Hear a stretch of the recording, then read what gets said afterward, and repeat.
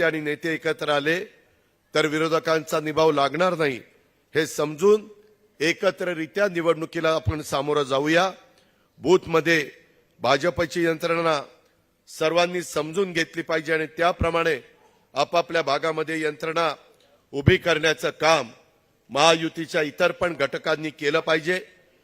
एक सांगतो, जे प्रवक्ते आहेत, जे उद्याच्याला कॉर्नर सभा घेणार आहेत, जे वेगवेगळ्या ठिकाणी बैठकीच्या निमित्तानं किंवा शहरामध्ये सभांच्या निमित्तानं ग्रामीण भागामध्ये देखील सभांच्या निमित्तानं जाणार आहेत, वादग्रस्त वक्तव्य आणि वादग्रस्त कृती ही कृपा करून टाळा। आपल्याला आपल्या चारी उमेदवारांना मताधिक्य वाढवायचंय। बोलायला जाताना तुमच्या माझ्या बोलण्यानी आपल्या उमेदवारांचं मत घटणार नाही ही खबरदारी फार काळजीपूर्वक त्या ठिकाणी सगळ्यांनी घेतली पाहिजे। आपण सार्वजनिक आपलं वर्तन हे नम्रतेचं ठेवलं पाहिजे। जर मत मागायला गेला एखादा विरोधी असला, नाही मत देणार, बाबा दिलं द्यायचं नाही द्यायचं तुझा अधिकार आहे, मागायचा आमचा अधिकार आहे, असं करून पुढे जावा।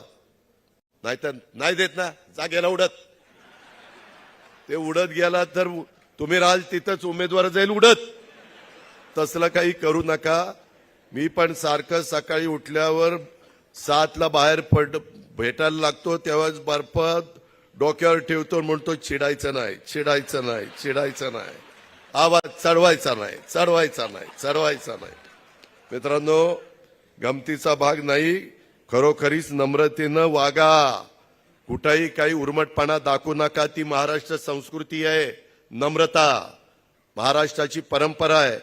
आपल्याला सत्तेचा दर्प आहे, असं कुठल्याही परिस्थितीत केंद्रात राज्यात आपलं सरकार असल्यामुळं आपल्या वागण्यात बोलण्यात वाटता कामा नये, लोकांना वाटता कामा नये, याचं भान सगळ्या कार्यकर्त्यांनी ठेवलं पाहिजे, शेवटच्या कार्यकर्त्यांनी ठेवलं पाहिजे आणि स्टेजवर बसणाऱ्या सर्वांनी पण ठेवलं पाहिजे।